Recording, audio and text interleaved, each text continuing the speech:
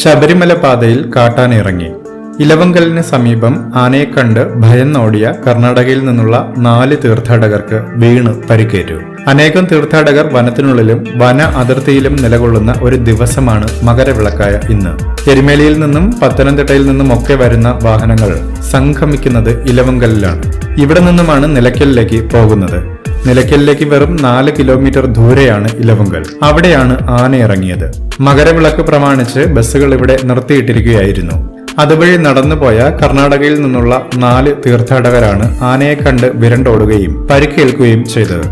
ഉടൻ തന്നെ വനപാലകരും പോലീസും എത്തി ആനയെ വിരട്ടി കാട് കയറ്റുകയും ചെയ്തു. ഭക്തന്മാർക്കുണ്ടായ പരിക്ക് അത്ര ഗുരുതരമല്ല.